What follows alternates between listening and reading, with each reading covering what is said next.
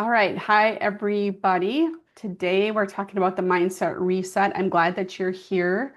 You'll also be getting this on a replay if you aren't able to stay the whole time or if you're showing up late or whatever. Don't worry, you'll get all the information. But today I'm excited to introduce you all to Nora. She's a mindset coach. And this is something I've been wanting to incorporate into my programs because it's something that comes up all the time with the people that I'm working with one-on-one or in my groups or whatever. We all deal with mindset, and it will keep us stuck if we don't know if we don't know that there's things going on in these stories that we tell ourselves. So this is why we're bringing Nora into the mindset aspect of the programs to help you with your whole process. If you are a part of certain programs or working with me, that she's going to be a regular part of it. So I'm super excited to Yay. have that as part of. I know I'm just so excited to have that because people usually are not too short of information or the what to do's. It's the implementation, and then we wear ourselves out. We block ourselves. We get in our own way. So how do we not do that, or at least work to make it more seamless to habit stack and keep going on? So that is what we're going to talk about today. We're going to be talking about how to use the mindset as a tool, just like a CGM or just like a food tracker.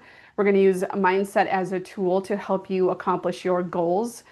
This could be, I mean, of course, we're talking about health, nutrition, wellness, but this could be in other aspects of your life too.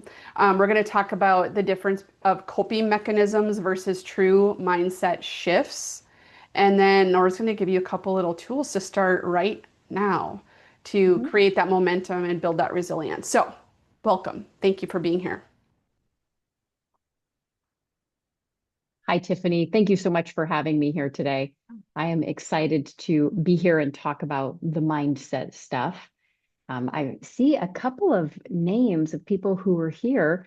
Teresa Banks, I see your name up on the screen. I'm excited to see you here. I hope that everything is going well for you. Um, and I hope that you get something fun out of this time tonight. So, what I want to talk about, Tiffany touched on so well, mindset as a tool. We have been taught to be mindful and to pay attention to so many different things, but we haven't, for most of us, really had a lot of time to think about our thinking and how our thoughts are impacting our mood, our digestion, our central nervous system, and our overall health. And for me, that work became very important as I was on my own health journey and wondering why certain things were still bothering me. And I realized with, help of professionals and, focusing on all of the other tools that I had access to, the right hormones, the right thyroid medication, good supplements, the ability to meal plan and make healthy meals for myself and exercise and when to sleep. These were all tools.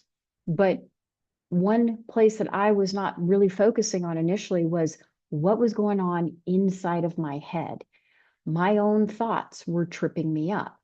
And if we think about our our thoughts as stories. And our mindset is the story we tell ourselves or the stories we tell ourselves about ourselves.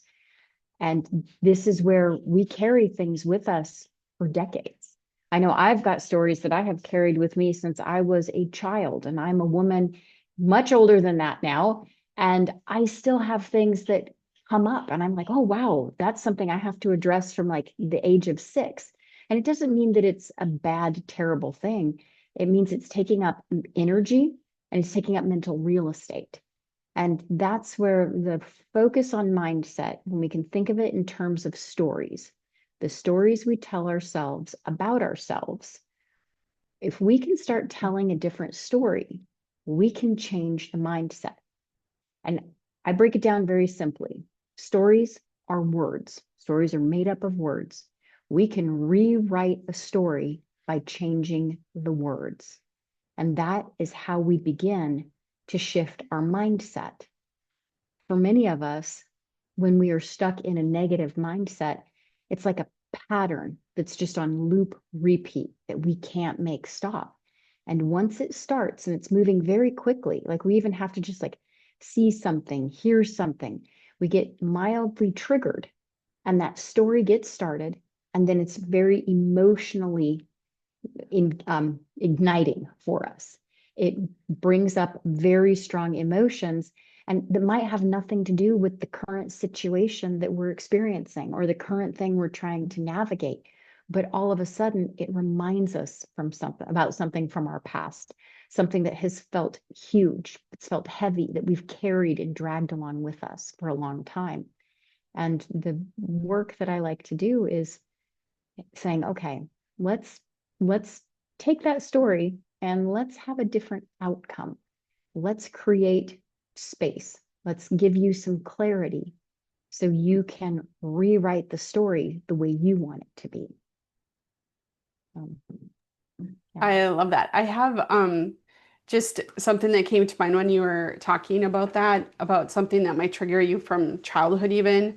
I Mhm. mean, I'm sure we can all go back and I just have this, it's like two in one, that it's a story that's hard for me to get out of my head, is Okay. that when I was, back in my day, as it's Right. like it wasn't like really a good thing for girls to have muscle, right?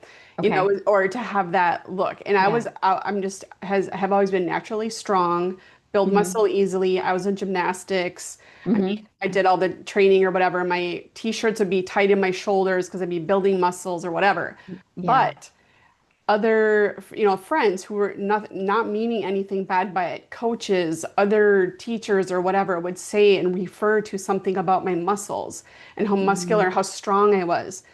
Because that wasn't a good thing, my Hmm. interpretation of that has been, I'm big, I'm huge, I'm Mm. whatever. So that's been a story that I've told myself, and so it's almost like, Yeah. that one thing you think it's what it becomes, kind of, it's Yeah. a hard thing, and it's a trigger, and it's like I still do that.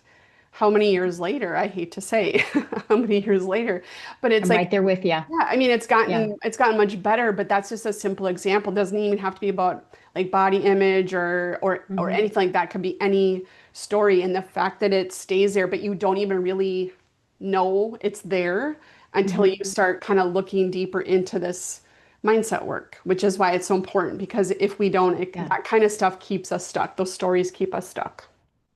So, Tiffany, that's so well said. And one of it's like peeling the layers back. I know we use the onion analogy a lot for different things, but it's so true. When we start peeling layers back, we start finding something else. And that's where the work that I do gives us tools because we're always going to uncover another layer. And yeah. that's okay. It's what do you do when you encounter that next thing? And this is where that pattern recognition, being able to recognize what we've used as coping skills, those thoughts that we don't even realize are negative, but they in some way are very comforting just because we are so used to the ritual of it. Hmm. And getting the central nervous system brought in to help make that shift. As we talk a lot about health and wellness, we talk about being stuck in that sympathetic state, but Hmm. we want to spend more time in that parasympathetic state. Yes. And there are things that we can do, not just the actions outward, not the food, the exercise, the sleeping, but there are other actions we can take to internally change that system Yes. and turn on that parasympathetic system. But yeah, I think every woman that I've ever talked to has multiple stories from when they were younger during their formative years that we have carried. We have Hmm. 100% carried. Like Hmm. I'm short. All of the other women in my mom's family are tall, long legs, straight brown hair. I look like my dad's family, and that was a bad thing growing up Wow. to not Wow. look like the other women. Yeah. And it's kind of crazy how that has stuck with me my whole Hmm. life. that Hmm. I don't look like them. So I don't measure up. And it literally took me till I was in my 40s to be able to separate from those thoughts. I'm like, oh, yeah, that's not my thought. That's something that was given to me, but I don't need to carry that around anymore. Right. Yeah, at the time you Yeah. take it and run with it. And then what that Hmm. does down the road, it keeps you from, I don't know, maybe challenging yourself, or it keeps you in fear, it keeps you feeling like you're not smart Hmm. enough, not good enough, not whatever. So you don't do Yeah. the thing. And like that's what I see, to tie it back to my programs, or like the people I work with nutrition and overcoming Hmm. their symptoms so that they can feel and function better. That gets in the way because it sometimes boils down to, a worthiness type of thing where they just, and they don't even know it's there because they don't know that story that, I'm not like my mom, I don't look like my mom's side for whatever reason is stuck. And they don't know that something like that is there keeping Yeah. them, not being able to move forward or not actually making the positive changes stay and keep going. So anyway, I see that all the time. And Yeah. since I'm not a therapist, since I'm not a mindset expert by any means, but I see it all the time and I know it in myself. And I just want this other piece of the puzzle for people to help themselves get better. So I'm glad you're here to tell us about it. Yeah. It, it's been life changing for me, along with, getting thyroid medication to help with my hypothyroidism Hmm. and getting hormones to navigate menopause, because that is not a journey for the faint of heart at all. Don't Nope. recommend it. Nope.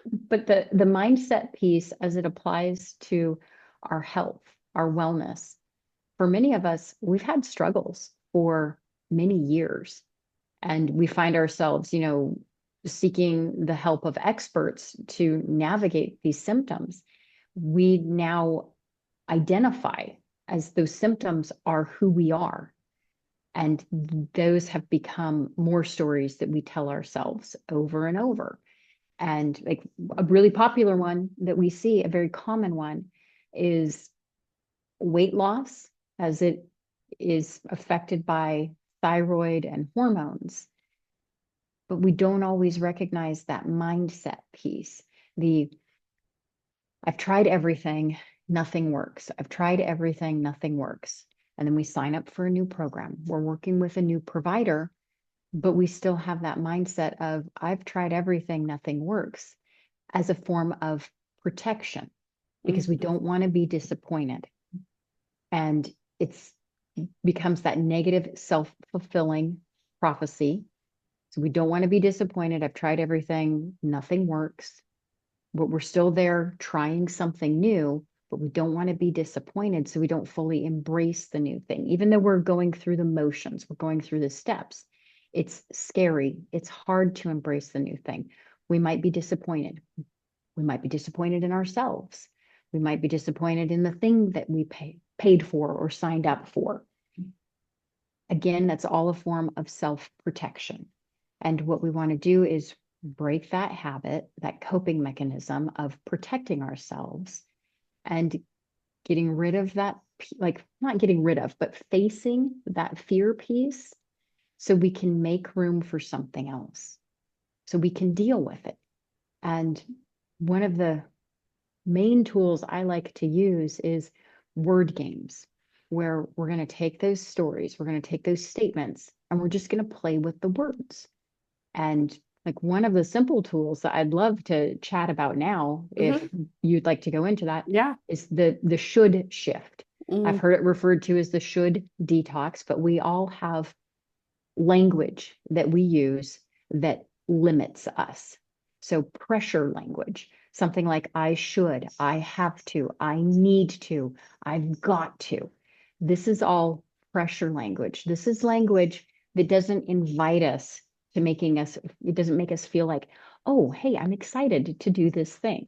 Like one thing that's very common for me is I should go to bed earlier. And I've had bouts of horrible insomnia in my past, and I have to have a whole routine to be able to like get calmed down and get into my sleepy space with like my amber glasses and my minerals and my magnesium and my progesterone, all this stuff that I do. And I'm in a good place with my sleep now. So I can share this as an example, but I have many years where I was the night owl. After the family went to bed, it was like because I couldn't sleep. So I turned it into kind of like my special time, right? Hmm. And I was depriving myself of some very necessary sleep and I wasn't healing well. I was training really hard. I wasn't giving my body that recuperation time that it needed. And as I got the better tools on board to heal my sleep, to be able to actually get tired and fall asleep and stay asleep, I had to start shifting, my whole mindset around sleep. And so it'd be like time for bed. And I think, okay, I should go to bed. I should go to bed. I should go to bed earlier. I stayed up too late last night. I should. And when I say I should to myself, or I need to, I've got to, then it feels like this constricting pressure thing. And when we're in that place where we're putting pressure on ourselves, we're not using our breath in a way that helps us feel good and be able to function. And we do this all the time without even realizing it. We might be breathing high and tight, like up in our chest. Hmm. And when we're in a high and tight breathing space, when we're not in that low belly breathing below our diaphragm, we are participating in staying in a sympathetic nervous system state. But by changing language and focusing on breath together, we can shift what's going on into a parasympathetic state. And so, like the shift with the should shift is I'm going to take that sentence, I should go to bed earlier, and I'm going to change one word. I'm going to change should to could. I could go to bed earlier. And then I'm going to breathe in and big exhale. You Hmm. want to make sure you're doing a nice big belly exhale. And then say it again. I could go to bed earlier. And just practice saying it differently. I could go to bed earlier. I could go to bed earlier. I could go to bed earlier. And as we play with it, you recognize, okay, I'm I have options. I have options in the words I use, and I have options in how I say it. And we just want to take something that's not high pressure, not like a big major thing, and just play with it, get used to the game, change should to could, incorporate breathing. And then the next step is we're going to change could to can. I can go to bed earlier. And we've got to say it. You have to like say it with your out loud voice to make it even more powerful. You write all of this down. Like just everybody remember your pen is a magic wand. And when we start writing, you really start supercharging the stuff, the work that you do with mindset. There's something But about that pen to paper. I don't know. For me yes, anyway. Yeah. yes. And it's like typing is great, but actual pen to paper is a much more powerful emotional connection Hmm. for my head and my emotional well-being. But that next step in the process is we change should to can. I can go to bed earlier. I can go to bed earlier. I can go to bed earlier. I can go to bed earlier, right? Like we can change, we can play with all of this because that's what it is. It's a game, it's a word game. And then as I practice saying it, I want to still incorporate the breath, the nice big inhale and that big exhale. And you want your exhale to be longer than your inhale. And if you have to do that a few times, that's fine. Really see what the breathing does and how that makes you feel. And usually by the time somebody goes from should, they might not notice as much of a shift to could, but by the time they get to can, and they've said it a few times and they've written it down and they've incorporated a few breaths, they start feeling less pressure about that thing that was holding so much power over them. And then the final step, the really cool part, is we add a because. I can go to bed earlier because I know it's healthy for me. I feel good. I have enough energy the next day. I recover better from exercise. I like sleeping. It helps me feel relaxed. So by adding that because, we make that can statement so much more powerful. So now I can go to bed because I like the way I feel the next day when I go to bed early. And then my big inhale and my big exhale. And then ideally, if you're doing this work with somebody else, you've got that person there asking you those questions. So, Nora, how does that feel? Mhm. How does that final statement feel compared to that initial I should statement? And I've done this work enough for myself that I can acknowledge, yeah, it feels possible. It's doable and it's something I want to do. It's no longer something that just feels like one of the 85 things on the to-do list that we have to do. Like you got to, unload the car, you got to get the trash cans out to the street, you got to make sure the lawn gets mowed. It becomes a choice and it becomes something I want to engage with. And so that's what the should shift or the should detox is all about. And the cool thing about that particular game is it's something you can do with your pen and paper, and it's something you can also do on the go. If you're Yes. in your car, if you're out doing something and you notice this, you can say, okay, let me take a couple of deep breaths and let me just walk through this. I should blank. I could blank. Take your breaths. I can blank. And then the I can because. And that's what mindset is all about, paying attention to your thinking about your thinking. Mhm. That's a Okay. huge piece, just like being aware that you're doing Mhm. these things. And when you're talking about the should detox, it just what came to mind with your example too, with going to Mhm. bed, Mhm. or I mean, kind of anything. If you think about if someone else told you, even as an adult, Nora, you should go to Mhm. bed. You should go to Mhm. bed right now. Yeah. Isn't it's contracting. Yeah. And then we do that to ourselves all the time about I should go to the gym. I should go for a walk. I should lift some weights. I should eat more Mhm. vegetables, whatever it is. And it's contracting just instantly. I don't know. Yeah. Maybe I'm just rebellious. I don't know. But for me, like if someone were to say you should be going to bed, I'm like no, I'll go to bed when I want to go to bed. That's kind of what we do, and we do it internally, I think, about the things that, could be beneficial to our goals. So anyway, so that's the first thing I thought of when you were talking about that. It's just right away, I'm like, oh, that's a tough one. But we do it with almost everything when we're trying to heal something or get better at something. So that's a good practical tool. Yeah. And you're hitting on something really key there. I like you talked about the rebellious side that we can Hmm. have. And it's a way that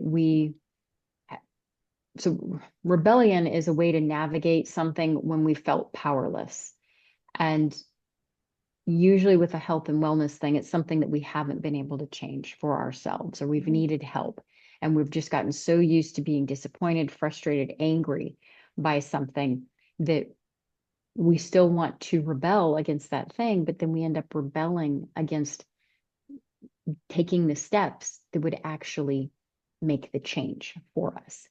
And that is a big part of a story for a lot of people is Hmm. that rebelling, but there's nobody else to rebel against, so we rebel against ourselves. Yeah. Yeah. Yeah, that's a really good point.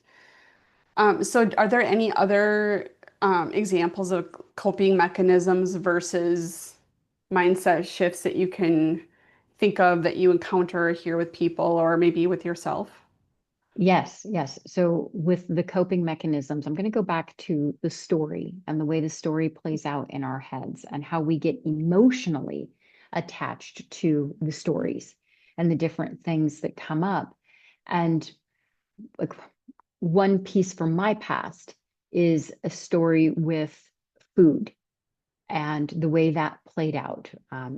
Being thin was very important in my family. I have a grandmother from France who there's something in French women, they are way tuned in to how everything and everybody looks and what it means.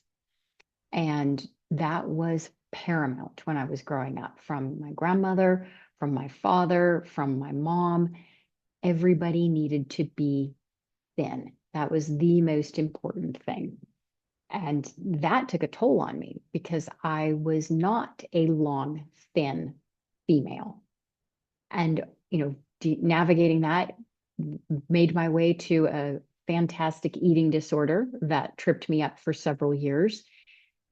Thankfully, I was in a place where I could get good support and get start building better tools for healing and could build better habits. But still, in the back of my mind, even decades later, was this pattern, this story that would come up about needing to be thin. Like everything was still viewed through a thin lens. And what is thin, right? Like all of this is so subjective for many of us. But I had some things that would trigger me. And I noticed I would have like patterns that would come back up.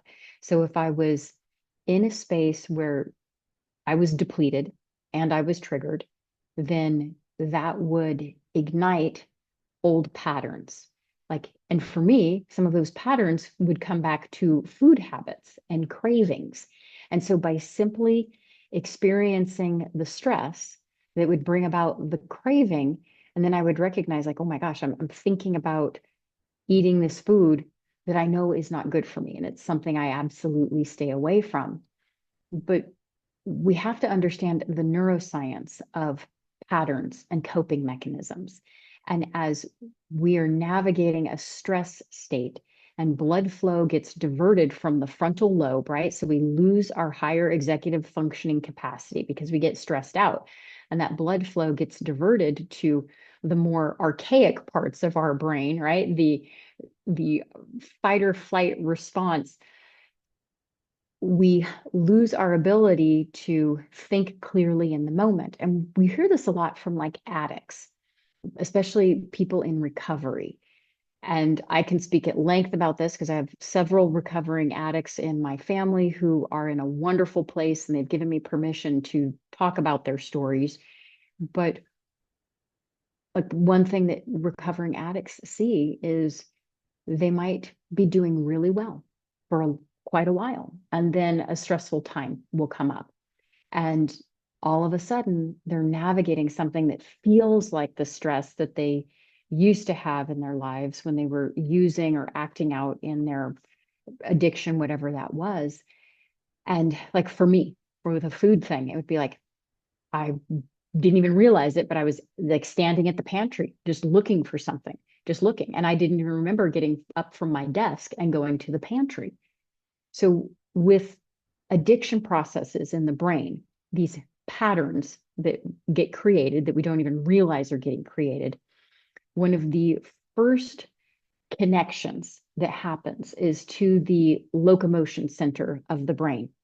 Because as the addiction pathways get ignited, they need to be able to control the machine to make it do what the addiction wants it to do. And so like the connection, like that's one of the craziest things, like connecting to the locomotion center. So the part that makes the body move and go places. That's really powerful if you think about that part of our biology and how we are wired for that. And it takes effort to, observe that and then maybe untangle that or dismantle that. And so as I think about those patterns, that hardwiring that I have to make sure I am doing extra work to build new habits and new patterns. So I'm learning how to use tools versus coping mechanisms, because coping mechanisms seem to be, those are things that help us avoid an uncomfortable feeling, because an uncomfortable feeling is terrible. We don't like it. And we want to desperately feel different. So we develop these coping mechanisms so we don't have to feel something or we can avoid something.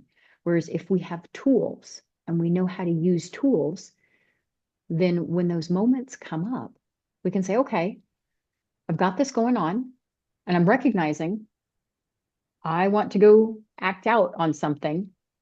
This is really uncomfortable. I don't like it. What tools do I have? What can I use here to help myself? How can I, in this one moment, do something different than I've done in the past so I can start releasing the old coping mechanism and build a new habit? And that's, essentially what all of the mindset work is about, is the getting rid of like releasing the coping mechanisms. That's probably a better way to say it. Release that coping mechanism and let's start building a habit. And this is where thinking about your thinking, paying attention to the thoughts in your head, paying attention to the words. If we can get from a place where we are in the experience and we get to a place where we are the observer of the experience. And by this, when I say the experience, I'm referring to the thoughts in our head, where we get to a place where we're the observer of our thoughts, then we are going to be able to say, okay, I see you thought, that's going on here, but let's change that up a little bit. And one of the most powerful methods that I've learned about and that I now practice is a 4-step story method. This is much longer than the should shift. Mhm. And this is ideally done, especially if it's a very emotionally charged thing that you're wanting to work on. You do that with a guide, you do that with somebody. But you definitely want your pen and your paper for the story method. And you want some time, you want some space so you can get some clarity. But in that 4-step story method, what we're going to do is we're going to take that story that's on loop, that's on repeat in your head. And we can do this with several stories, right? And the way I coach is interactive, live, online, using a Google Doc that me and the person I'm working with both access at the same time. But when I'm doing just the 4-step story method for myself, I'm going to use my pen, my magic wand, and I'm going to use my words. And I want to talk one moment a little bit about words and magic words. So, a spell, we've all heard the word spell, means a word or combination of words of great influence. And every time I am stuck, I see the list there. um, every time I am stuck in a thought pattern that makes me not feel good, that's bringing up something negative, then I am falling under a spell. And it's not necessarily a spell that I want to be under. But by doing work with words, I can cast a new spell. And another magic word that's very popular is the word abracadabra, which actually has roots as an ancient Aramaic word, meaning with my words I create or with my words I influence. With my words I create, with my words I influence. If our thoughts are stories and our stories are made up of words, then those things that are rattling around in our heads really do have power over us. They influence us. Just thinking about that inspires me, excuse me, inspires me to want to do that differently because I want to create. I'm old enough now in my life. I know what I want to create. I know how I want to feel. I know how I want to present myself to the world. I know what I want to bring to my family and my friends. And so that is, for me, huge inspiration to make sure that I am using abracadabra correctly, that I am creating and influencing with words that are bringing me something positive. Now, in the 4-step story method, I'll talk about it from a standpoint of doing it by myself, right? Like, because this is a takeaway for tonight that everybody today can use later tonight, depending on where you are in the world, or tomorrow, right? And so we want to write down our story. And I'm not talking journaling, I'm not talking word vomit on the page. I mean, write down the story. We're going to give it a title. We're going to write in complete sentences using punctuation. It doesn't need to be long. We can do an abbreviated version of the story. We know the power of those words. We don't get into like crazy little detail. But the first thing we're going to do is give it a title and we're going to write it down. Most stories can be condensed into about 8 to 12 sentences, but you write it down because when that story is in your head, it's going really fast and it's igniting emotion in us. And we need to slow down. In order to change the story, we've got to slow it down. And there's two ways to slow it down. The best way to slow it down is writing it. Talking it, we can also slow it down. But when we write it, we get it out of our head because it's taken up space and energy in our head for years. And we want to help it move out. Where it's like somebody you want to move out of your house, right? So you want to take it from in your head to on paper. We're moving it out. We're writing it down. And then as you're looking at it, emotion and stuff is going to come up. Ideally, if you're working with somebody, they're going to ask you, okay, what does this mean about you? How are you feeling? 10's high, 1's low. How powerful is that emotion? And usually, if it's connected to something negative, it's usually going to be a 6 or higher. And that means we're in that sympathetic nervous system state. And we want to help reconnect, like I said, reconnect parasympathetic nervous system state by being the observer of our stories. So after we've titled it and written it down, the next step, we have to read it out loud. I mean, like with your spoken voice, read it out loud, sentence by sentence. This is where things can get really emotional for people as they're doing this. So like I said, give yourself space, give yourself time, especially if it's an emotionally charged story. But as you read it out loud and you're noticing what's coming up, like, okay, so what's coming up for you as you read that story? What's that emotion feel like? Where do you feel it in your body? And then 10's high, 1's low. How powerful is that emotion? It's usually pretty powerful. It's usually pretty high at that point. So then the next step, after you've read it out loud and you've examined the emotion and the intensity of it, we're going to slow that story down even more.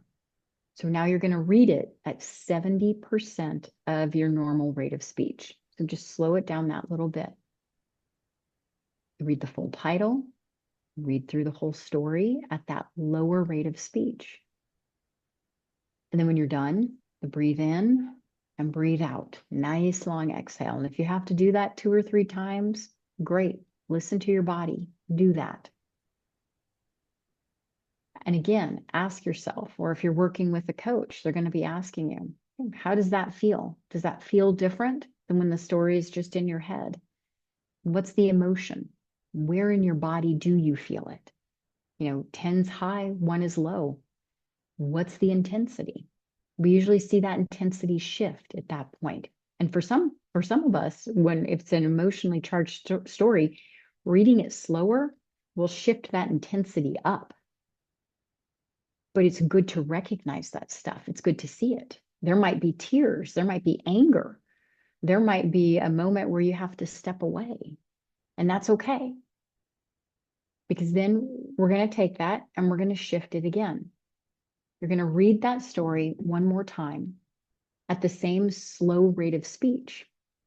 But now, after the title, after each comma, after each punctuation point, we're going to add the breath. So this is where we incorporate the slowed down story and the breath to really reconnect things with that parasympathetic state, or ignite your parasympathetic state to be attached to that story. So you have your title. And as I'm your coach, I'm watching you. I know I can't be in the same room with everybody, but I'm watching you. This is why I want to be on camera. And if you're feeling like you are always going to breathe in your chest and you can't breathe in your belly, simple trick, put your hands on your shoulders. You can't chest breathe. You have to push out with your belly when you're inhaling. And that's okay. Like, you want to be using your abdominal cavity for this deep breathing. But with this final round of reading through, each time you get to a punctuation point, deep breath in, nice big exhale. And if you need two exhales, that's fine. And then each sentence, deep breath in, nice big exhale. So by the time you've gotten through that third reading of the story, because we had once at normal rate of speech, once at 70%, and now 70% plus breath, that story is a different experience. And you're able to really examine, okay, how does this make me feel? Do I feel more connected to this story? Do I feel less connected to this story? Is it even true? Does it even still hold relevance in your life? Because sometimes we're just carrying the stories around because we're used to it. It doesn't even mean that it's still true for us. We're just so used to carrying them with us. And now it's going to live in a new place. It's going to live on that paper. And you have reconnected to the parasympathetic with that story. And it makes it easier to have space, have clarity. The people I work with, when we go through this process, and I've done a lot of this work for myself, I can tell you each time I go through this process, there is a lightness, there is a relaxation that I now get to experience, that you can experience when you do this work. Now, to really make it powerful after you go through that, and let's say you're working with somebody and they're asking you some wonderful questions, because that's something to pay attention to.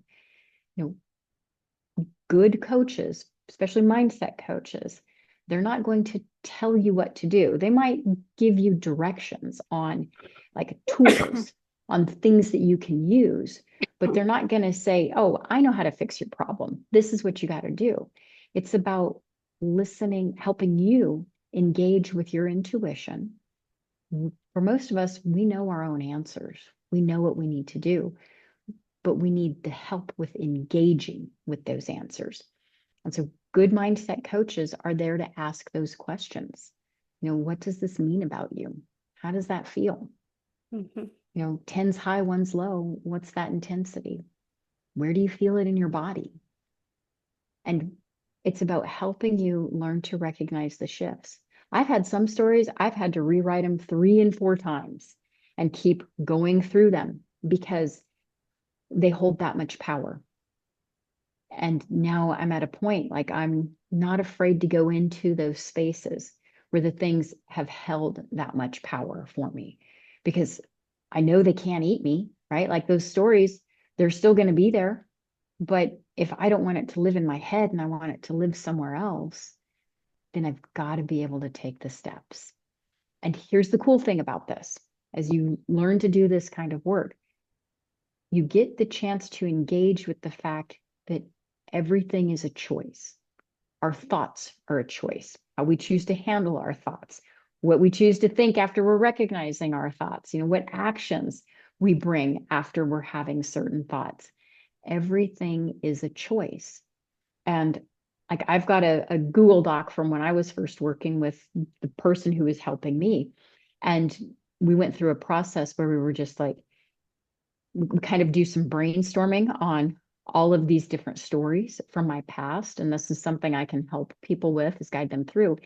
And it's a long process doing that. I will be absolutely honest about that. But as you're looking at this, like for me, as I was looking at that list of stories, you're able to say, well, whoever is doing the work, they're able to say, do I need to examine everything? Yes, that's a story, but does that mean I need to work on it? You don't have to work on every single story. Sometimes you can say, okay, I've done enough work. I don't need to go there, or I don't need to go there right now. I have other things I need to work on first. But by getting them out of your head, by helping them live somewhere else, then they're there. They're there for another day. You don't have to carry them everywhere you go all the time because we waste so much energy, so Mhm. much emotion carrying that stuff around.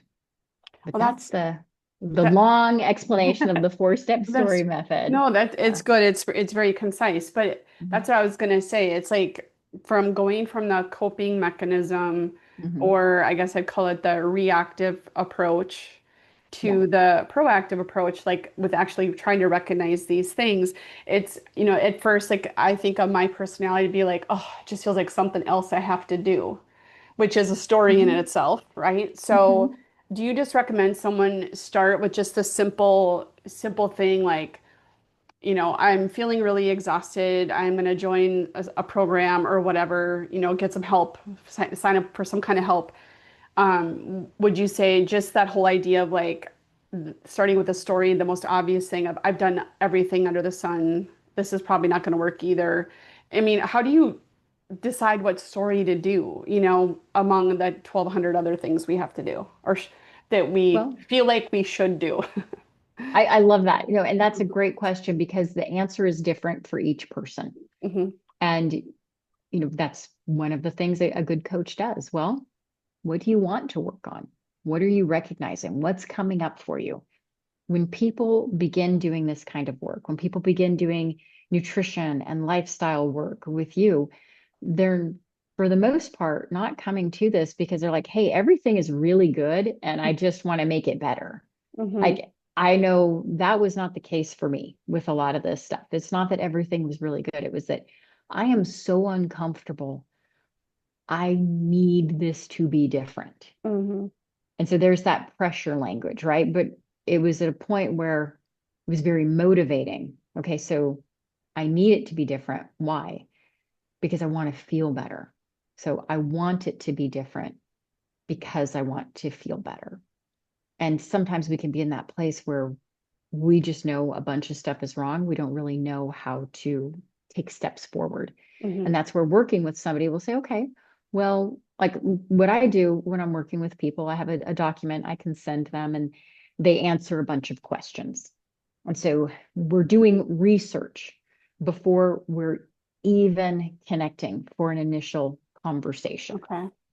And then when we connect for that initial conversation, it's a long conversation. I like to have a couple of hours because this is just about chatting and identifying things. And we'll probably have some time to four step a couple of different stories, but you might start on one story. Like somebody says, I really want to talk about um, my poor relationship with my mom because I think that's really affecting me and how I feel about myself as a woman.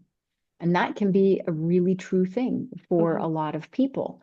And so we'll start, okay, let's dive into this. Let's title it and start writing it down. And as somebody is writing it down or reading through things, when we get into that first read, something else might come up. It might trigger something else. This reminds me of another time from when I was 12, 14. Like, okay, well, what's that story? And we title it. So this is kind of like this initial investigation phase. And then that might be a really emotional story, more emotional than the mother story that that person has. And if that's much more emotional, then we've got to dive into that other story first.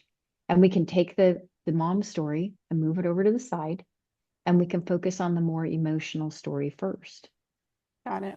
And then that's like for somebody who might not know how they want to move forward, but some people, Hmm. they come to this work and they're like, man, my relationship with my brother is a mess and I need to work on this. I Got it. have got to work on this because, we're both adults in our 50s and someday our parents are not going to be here and he's going to be the person I have left out of my, a family of origin. And I want that to be a good relationship. Hmm. And so that can be a very motivating factor. And in a case like that, like, yeah, let's focus on the story of your brother. Okay. What's that relationship like? And they start writing on that. And then that might bring up other things. So to long answer to your question is it all depends on the person and the Hmm. situation. And a lot of people, because I do work in the health and wellness industry, a lot of people, when they're starting this work, it's because there's either a health issue or one of the big ones is a weight loss issue, an issue with somebody's like their discomfort with their appearance, how they Hmm. look and how they feel. And we can start on the outside and work our way in, or we can tunnel right into the inside and work our way out. It all depends on what's going to be appropriate for that person. And, some days we don't even dive into stories when I'm Hmm. working with people. We play the what if game. I call it, like what ifing the good shit. Because Hmm. sometimes we have to spend that time doing that. We have to Hmm. have, because we can spend so much time focusing on the really heavy stuff. We Yeah. need to also take these skills and focus on the fun stuff. Okay.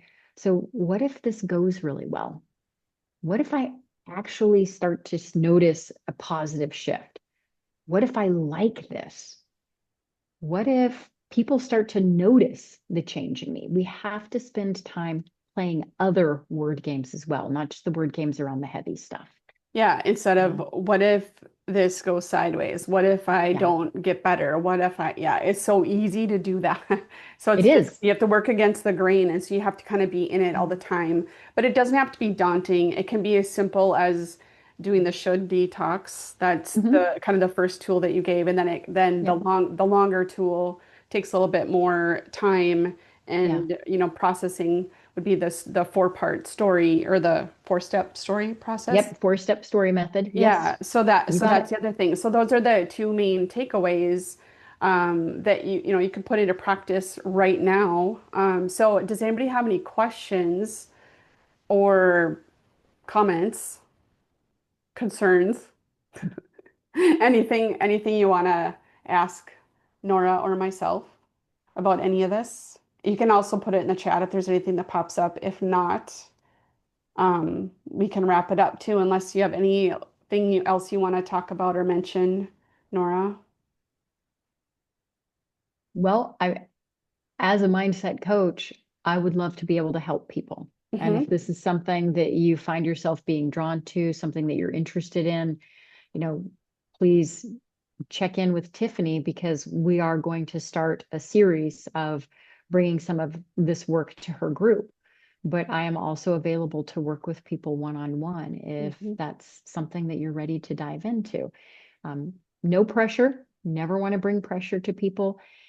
As a mindset coach, my goal is to bring space and clarity so people can, discover, is this right for them? Is this not right for them? Yes, Um, exactly. yeah, I did a lot of this work personally Hmm. before I was even comfortable working with somebody else one on one. Hmm. And that's where I think just talking about it and showing up to group sessions makes it possible for us to do that type of exploration in a very low stakes way. Yeah. No, that's gonna be so good. And yeah, so if anybody thinks they want to jump into something one-on-one with her, just Mhm, let me know. And then because you'll be getting the replay to this, you can mhm, respond to that, and I can get you to her so she can set you up with whatever you might want to do. And then if you're in my programs, you'll probably be seeing her once a month or so doing different topics on mindset work mhm. that will layer into what's inside the program with each of the reset.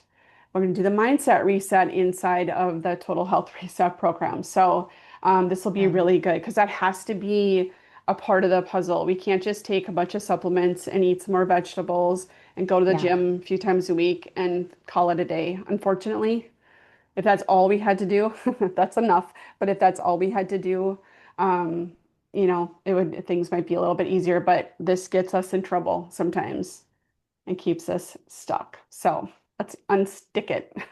Let's get out It, of that.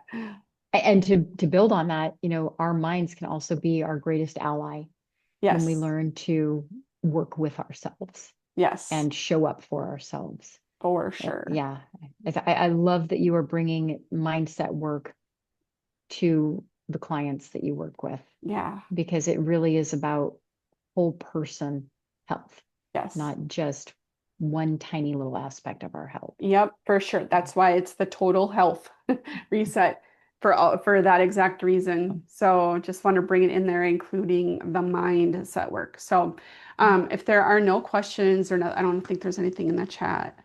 Um, and if there are questions, oh, Teresa, um, can you unmute yourself or? I just want to Anyway, say that the should, the could, and the can, Mhm. oh, how simple that if you're, I can just do it. Does it sound like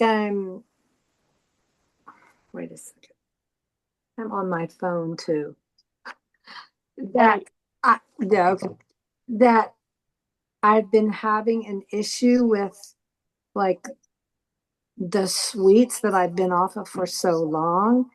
At this time of season, it's never been a problem, but this is really, really going to be helpful. And I'm going to go through it and go, why? Why do I want it? And what could I, should, and can? Because. So thank you. This is so helpful. That's awesome. That's good. Yeah, 'tis the season. This is kind of the perfect time to start when it comes to the food and nutrition aspect of getting healthier. Um, yeah, this is good timing for that. The So, start of the holiday season. yeah, thank you. Yeah.